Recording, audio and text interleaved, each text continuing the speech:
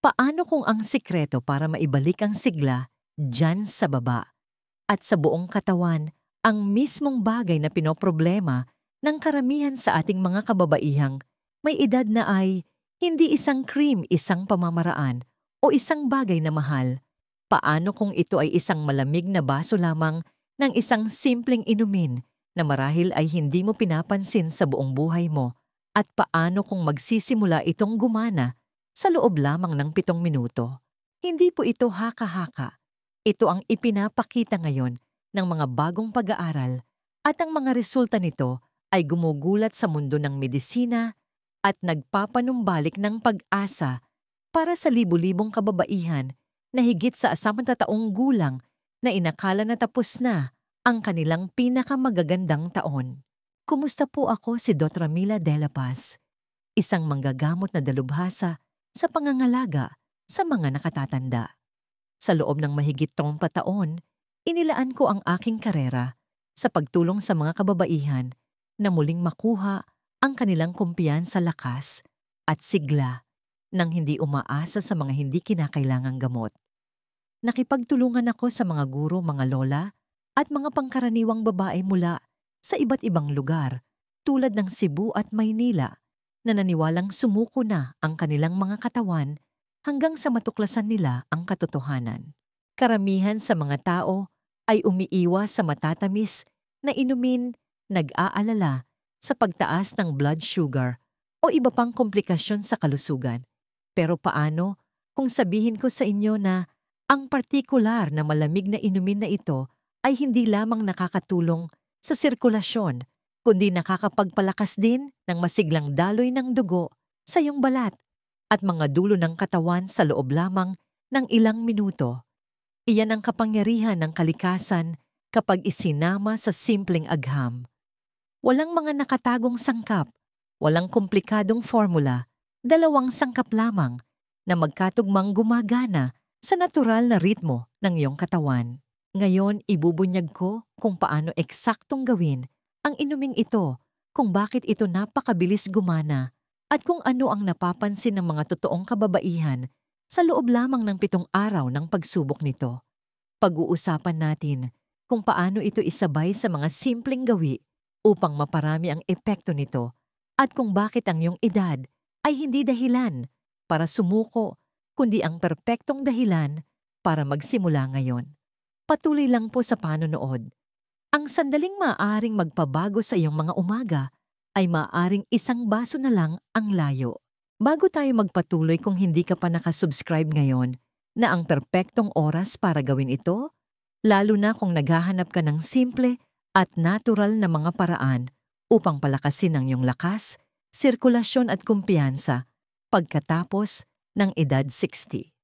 Pindutin ang bell para hindi mo makaligtaan ng isa pang tip na ginawa para lamang sa mga babaeng tulad mo. At kung ang mensaheng ito ay para sa iyo, i-type ang 1 sa mga komento. Kung hindi naman, i-type ang 0 at ipaalam sa akin kung paano kita masusuportahan sa iyong paglalakbay. Sige, dumako na tayo sa pinakapuso nito. Ang totoo, karamihan sa mga kababaihan na higit sa isto ay hindi nawawalan ng sigla dahil sa edad lamang. Ang tunay na isyu ay tahimik at unti-unting dumarating ang mahinang sirkulasyon. Kung walang malakas na daloy ng dugo, lalo na sa ating balat at ibabang bahagi ng katawan, kahit na ang pinakamalusog na intensyon ay nababaliwala. Kaya't ang pag-unawa kung paano nakakatulong ang malamig na inumin na ito upang mapabuti ang sirkulasyon simula mismo kung saan mo ito pinakakailangan ay ang unang hakbang upang maibalik ang iyong sigla. Talakayin natin kung bakit ito napakahalaga. Ang siyensya sa likod nito. Noong una kong marinig na ang isang simpleng malamig na inumin ay maaaring magpabilis ng daloy ng dugo at magbigay ng malusog na kislap sa balat sa loob lamang ng 7 minuto, ako ay nag-aalinlangan tulad ng marami sa aking mga kasamahan. Ngunit pagkatapos ay nakita ko ang datos, ang pananaliksik at higit sa lahat, nakinig ako sa aking mga pasyente. Ang mga kababaihan sa kanilang huling 60s at 70s na marami sa kanila ay tahimik na nakikipaglaban sa pananamlay.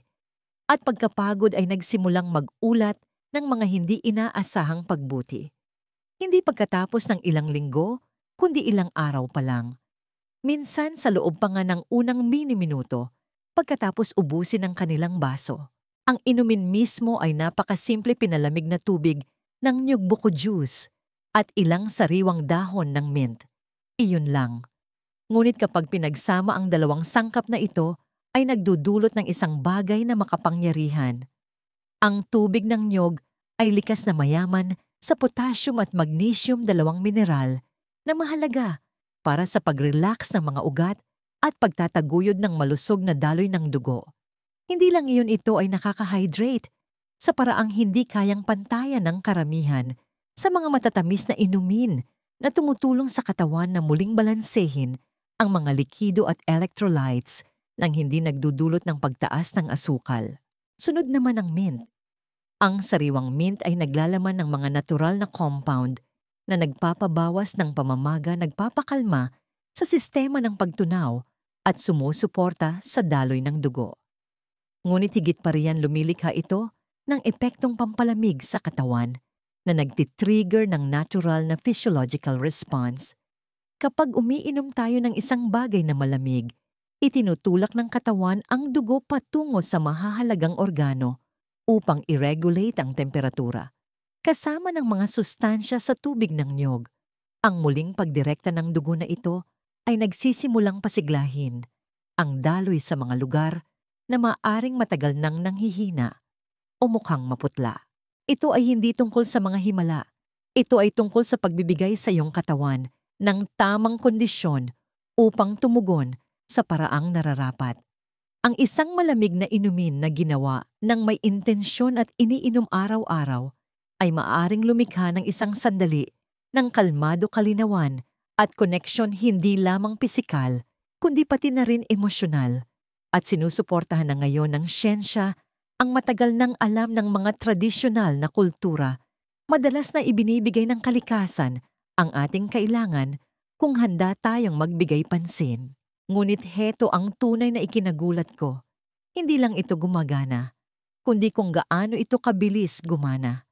At ang bilis na yon ang nagdala sa akin sa susunod na tuklas ang pinakamahusay na paraan upang ihanda ito para sa pinakamataas na epekto. Hayaan ninyong ipakita ko sa inyo kung paano. Paano ihanda ang inumin? Nang maunawaan ko kung gaano kalakas ang inuming ito, sinimulan ko itong irekomenda sa ilan sa aking mga nakatatandang pasyente.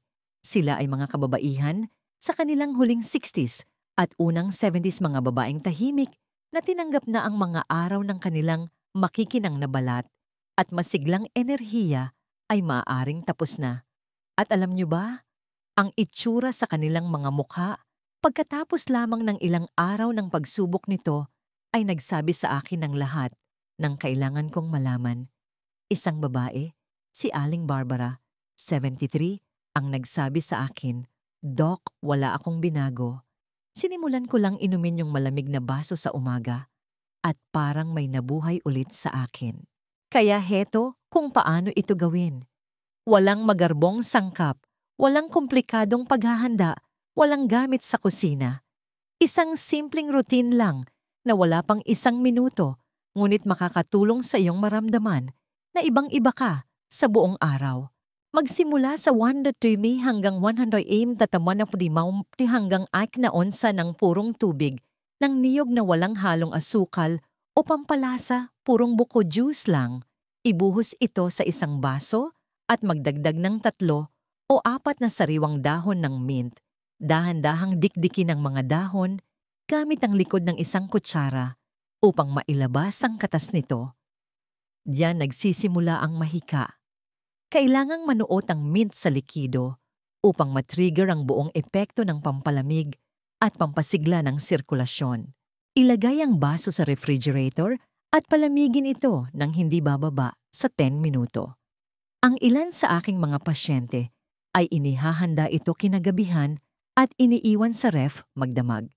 Sa ganoong paraan, handa na ito sa sandaling magising sila. Inumin ito ng dahan-dahan mas mabuti sa umaga habang walang laman ang tiyan o bago maglakad-lakad.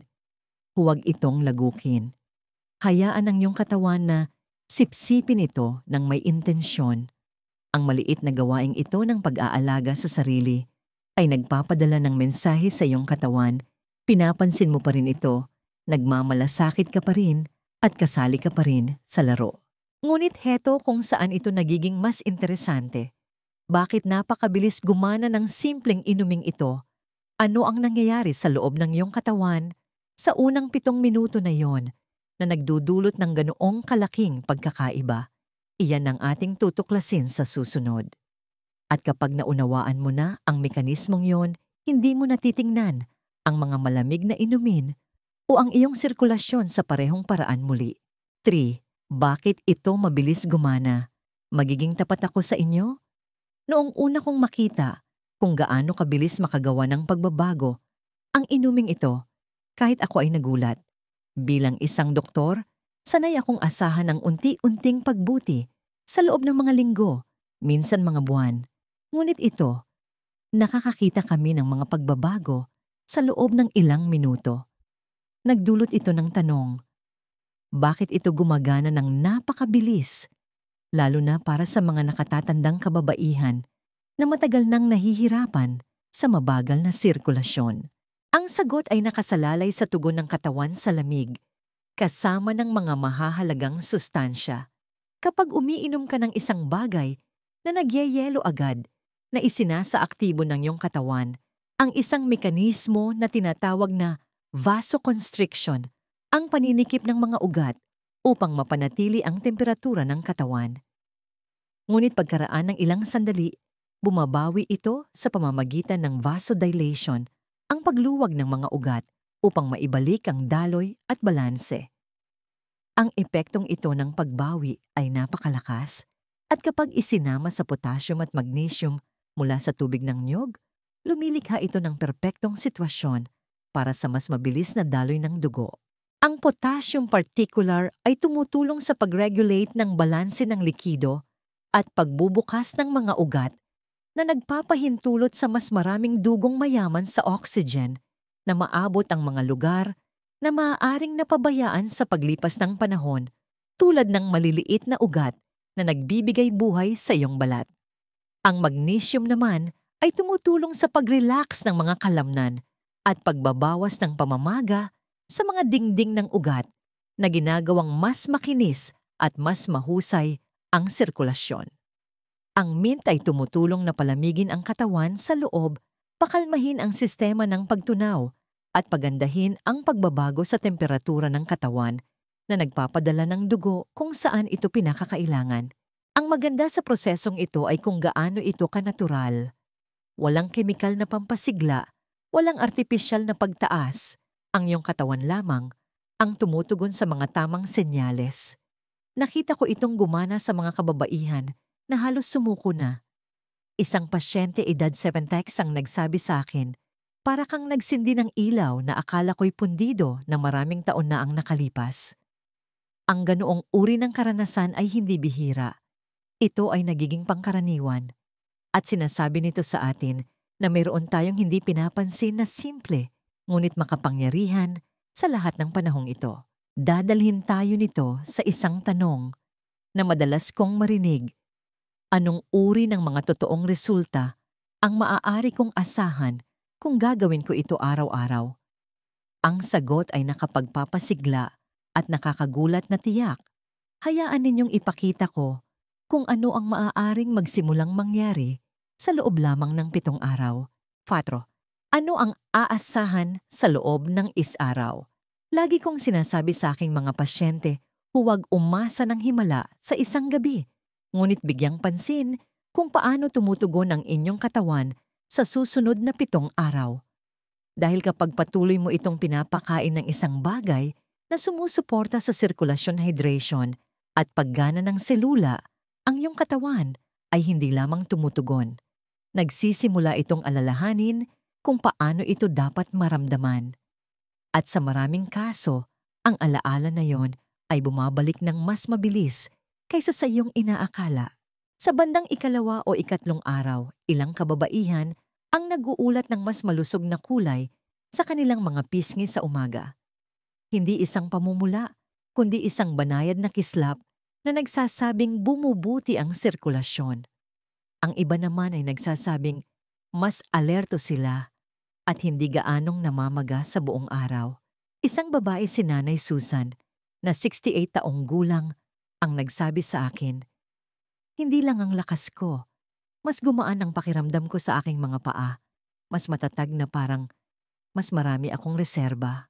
Sa pagtatapos ng linggo, ang mga kababaihan na dati may problema sa pamamanas, nanlalamig na mga kamay at paa, o yung pakiramdam na pagod at nanghihina pagkatapos kumain ay madalas na nag-uulat ng isang kapansin-pansing pagbabago. Ang kombinasyon ng mga mineral at hydration sa tubig ng niyog kasama ang pampalamig at anti-inflammatory na epekto ng mint ay tumutulong na mabawasan ang pagpapanatili ng tubig at pag-aani ng tensyon sa mga ugat. Ito ay humahantong sa mas maraming lakas, mas mahusay na panunaw, at para sa marami isang panibagong interes na maging maganda ang pakiramdam at itsura. Ngunit ang pinakaikinahanga ko ay kung gaano karaming kababaihan ang naglalarawan ng isang emosyonal na pagbabago. Sila ay muling umaasa, nagiging pursigido, na parang may isang bagay na nagsisimulang gumana para sa kanila, hindi laban sa kanila. Ang banayad na pagtaas ng kumpiyansa na yon ay hindi lamang psikolohikal. Ito ay kemikal. Ito ay pisikal. Ito ay totoo. Lagi kong sinasabi kung maipapakita ng iyong katawan ang ganyang uri ng pagbabago sa loob lamang ng isang linggo, isipin mo kung ano ang posible sa isang buwan. Ngunit heto ang isang bagay, ang inumin lamang ay hindi ang buong kwento.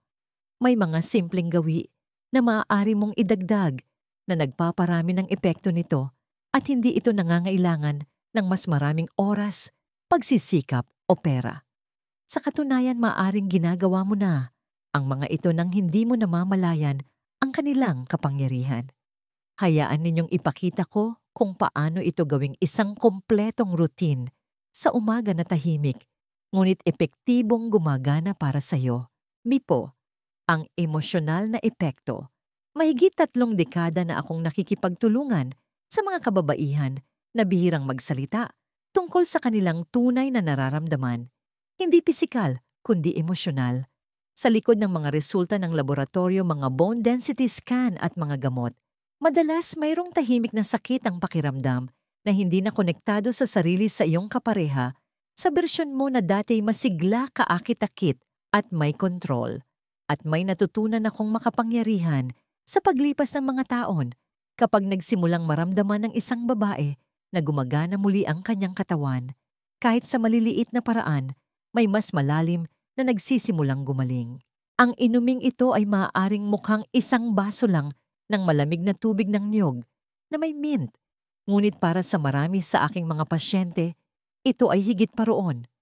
Ito ay isang maliit na sandali. Bawat araw na muling nagkokonekta sa kanila, sa pakiramdam na may kontrol sila, na may ginagawa silang mabuti para sa kanilang sarili. At kapag napansin nila ang mga pagbabago, kahit na banayad, tulad ng mas mainit na mga kamay, mas kaunting pamamaga, o mas maliwanag na hitsura ng balat, ito ay nag-uudyok ng pagbabago hindi lamang sa sirkulasyon kundi pati na rin sa kumpiyansa. Isang pasyente, si Tita Dayan, ang nagsabi sa akin, "Hindi lang sa gumaan ang pakiramdam ko, tumingin ako sa salamin at hindi ko na naramdaman na para akong hangin lang." Ang ganyang uri ng pagbabago ay hindi nagmumula sa reseta ng doktor. Ito ay nagmumula sa pagpapanumbalik ng paniniwala. Paniniwala na ang iyong katawan ay tumutugon pa rin, na hindi ka pa huli para sa tulong, na kaya mo pa rin. At kapag ang isang babae ay nagsimulang maniwala muli sa kanyang sariling sigla, lahat ng iba pa sa kanyang buhay ay nagsisimulang magbago rin, kung paano siya kumilos, kung paano siya magsalita, kung paano siya kumonekta. Iyan ang tunay na epekto. Hindi ito tungkol sa paghabol sa kabataan. Ito ay tungkol sa pagbawi sa iyong presensya. At heto ang kagandahan nito, kapag nalikha mo na ang emosyonal na momentum na iyon, gugustuhin mong ipagpatuloy ito. Ang pinakamadaling paraan para gawin iyon ay sa pamamagitan ng pagpapatibay sa ritual na ito gamit ang ilang napakasimpleng pang-araw-araw na gawi. Hindi ito nangangailangan ng mga suplemento o oras sa gym, mga tahimik at tuloy-tuloy na aksyon lamang na natural na nagpapalakas sa mga resulta. Pag-usapan natin ang mga iyon sa susunod. 6. Isabay. Ito sa mga magagaang nagawi na ito isang bagay na natutunan ko pagkatapos ng mga dekada ng pagtatrabaho sa mga nakatatandang kababaihan ay ito hindi ang malalaki at biglaang pagbabago ang nagpapabago sa iyong kalusugan.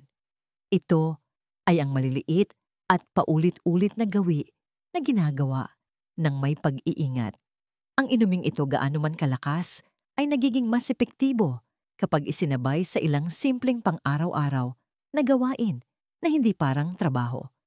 Sa katunayan, karamihan sa mga ito ay nagdudulot ng ginhawa at gaan sa iyong routine. Magsimula sa pagkilos. Hindi ko sinasabing mag-gym o gumawa ng matinding ehersisyo.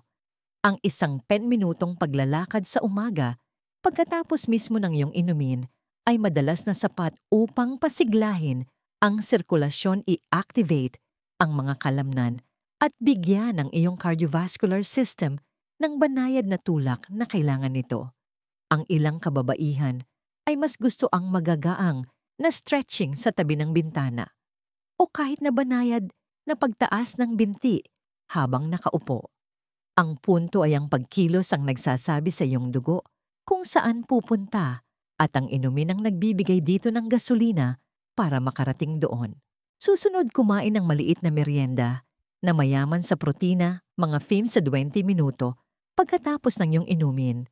Isang bagay tulad ng nilagang itlog, isang dakot ng mani, o isang piraso ng whole grain na tinapay na may abokado. Nakakatulong ito na patatagin ang iyong blood sugar at pahabain ang lakas na nakukuha mo mula sa mga mineral ng tubig ng niyog. Isa pang gawin na lagi kong inirerekomenda, huminga ng malalim. Mukhang napakasimple, ngunit ang malalim at mabagal na paghinga ay nakakatulong na paluwagin ang iyong mga ugat at bawasan ang stress, isang tahimik na kaaway ng sigla at lakas. Pagsamahin ang malalim na paghinga sa iyong pag-inom sa umaga at mayroon kang isang sandali ng kalmado na umaalingaw-ngaw sa buong araw mo. Panghuli, pagiging consistent. Ang mga maliliit na gawin na ito ay walang gaanong halaga kung gagawin minsan o 2 beses. Ngunit gawin mo ito araw-araw kahit na hindi perpekto at ang iyong katawan ay magsisimulang asahan ang paggaling. At kung iniisip mo kung mahalaga pa rin ba ang lahat ng ito, kahit na umiinom ka ng gamot o namamahala ng mga kondisyon tulad ng mga issue sa thyroid, sakit sa puso o alta presyon, maaaring magulat ka sa sagot. Sa katunayan, ang ibabahagi ko ay maaaring magbigay sa iyo ng mas maraming dahilan para subukan. Pag-usapan natin ang kaligtasan, pagiging tugma, at kung bakit ang routine na ito ay akmang-akma sa halos anumang plano sa kalusugan. 7. Hindi ka masyadong matanda para sumubok ng bago. Isa sa pinakamasakit na kasinungalingan na narinig ko mula sa mga nakatatandang kababaihan ay, huli na para sa akin. Narinig ko itong sinabi ng mahina sa mga silid konsultasyon, ibinulong ng may pagsuko o itinago sa likod ng pagbibiro upang maiwasan ang katotohanan sa ilalim nito. At sa bawat pagkakataon, tinititigan ko ang babaeng iyon sa mata at sinasabi sa kanya, hindi pa huli. Hindi pa sumusuko ang katawan ninyo sa inyo. Tumigil lang po kayo sa pagbibigay dito ng kailangan nito. Ang pagsubok ng bago sa edad na 60-70 o kahit 80 ay hindi senyalis ng kahinaan. Ito ay senyalis ng lakas. Ito ay pagpili na maniwala na posible pa rin ang pagbabago, na ang buhay ay maaari pa ring mag-alok ng mga sandali ng sigla, kagalakan at koneksyon. Nakita ko ang mga kababaihan sa kanilang 70s na bawiin ang kanilang lakas sa umaga. Nakita ko silang makahanap ng kislap sa kanilang balat na matagal nang nawala. at hindi ito nangailangan ng mamahaling paggamot o mga reseta. Nagsimula ito sa isang maliit na desisyon na itigil ang pagtanggap sa paghina bilang tadhana. Ang inuming ito at ang mga simpleng gawin na kasama nito ay hindi uso. Hindi sila mahika. Sila ay mga banayad na kasangkapan na tumutulong sa iyong katawan na gawin kung ano ang idinisenyo nitong gawin, magpagaling magpaikot ng dugo, kumonekta at makaramdam. Ang kakayahang iyon ay hindi nawawala sa pagtanda. Kailangan lang nito ng tamang imbitasyon upang bumalik. Kaya huwag hayaang pigilan ka ng takot o pag-aalinlangan. Hindi ka masyadong matanda. Ikaw ay may karanasan. Nakuha mo na ang karapatang maging maganda muli ang pakiramdam sa iyong sariling balat. At nararapat sa iyo na gumising tuwing umaga na may inaabangan, lalo na kung ito ay kasing simple at nakakapresko ng isang baso ng malamig na tubig ng niyog na may mint. Ngunit bago natin tapusin ito, may isa pa akong bagay na gusto kong iwan sa inyo, isang huling paalala na nagbubuklod sa lahat. Dahil hindi lang ito tungkol sa sirkulasyon o kahit na lakas, ito ay tungkol sa pagpapanumbalik ng isang bagay na mas malalim. Hayaan ninyong ipakita ko kung ano yon at kung bakit ito marahil ang pinakamahalagang bahagi ng buong paglalakbay na ito. Isang huling salita mula kay Dr. De La Paz. Kung may isang bagay na sana'y makuha ninyo mula sa ating pagsasama, ito ay kahit na ang pinakamaliit na pagbabago, kapag ginawa ng may pag-iingat at pagiging consistent, ay maaaring mag-alab ng isang bagay na makapangyarihan. Nalaman ninyo ang tungkol sa isang simpleng inumin tubig ng niyog at mint napakasimple na halos hindi ka panipaniwala.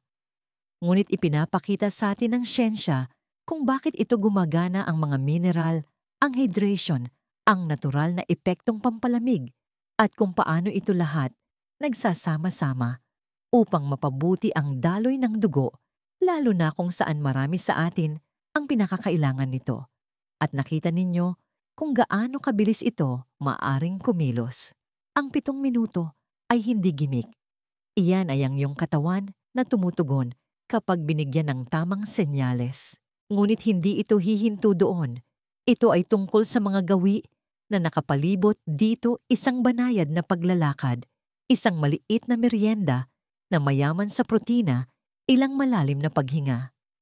Hindi ito mga radikal na pagbabago. Ito ay mga banayad na pagbabago na nagpapaalala sa iyong katawan na kaya pa nito malakas pa at sulit pa ring paglaanan ng pansin. Higit pa riyan, ito ay tungkol sa kung ano ang nararamdaman mo, hindi lang pisikal, kundi bilang isang babae. Napakarami ko nang nakausap na kababaihan na pakiramdam ay hindi na sila nakikita o nagdadala ng tahimik na kalungkutan tungkol sa mga pagbabagong dulot ng edad. Nakita ko kung paano nagsisimulang gumaan ang pasanin na yon kapag bumubuti ang sirkulasyon, kapag bumabalik ang lakas, kapag muling nararamdaman ng isang babae na siya ay masigla. Ang pagbabagong iyon ay totoo. Hindi lamang ito tungkol sa pagpapanumbalik ng function. Ito ay tungkol sa pagpapanumbalik ng dignidad. Heto ang pinakamahalagang aral na maibibigay ko. Ang inyong edad ay hindi isang limitasyon. Ito ay isang panibagong simula. Ang inyong mga taon ay nagbigay sa inyo ng karunungan. Ngayon, oras na para bigyan ng inyong katawan ng parehong pag-aalaga at atensyon na ibinigay ninyo sa lahat ng bagay at lahat ng tao sa inyong buhay. Hindi ka pa tapos. Nagsisimula ka pa lamang ng isang bagong kabanata. Isang nagsisimula sa isang baso, isang hininga, at isang tahimik na umaga ng muling pagpili sa iyong sarili. Kaya gusto kong marinig mula sa inyo. Subukan ninyo ito sa loob ng 1 linggo. Sabihin ninyo sa akin kung ano ang inyong napansin. Ang inyong kwento na ibabahagi sa mga komento sa ibaba ay maaaring ang mismong bagay na kailangang mabasa ng isa pang babae upang maniwala na hindi pa huli para sa kanya. Tiyaking ibahagi ang artikulong ito sa inyong mga kaibigan at pamilya, ang mga babae sa inyong buhay na mahalaga sa inyo. At huwag kalimutang mag-subscribe para sa mas direkta at tapat na payo sa pamumuhay ng iyong pinakamahusay na buhay sa anumang edad.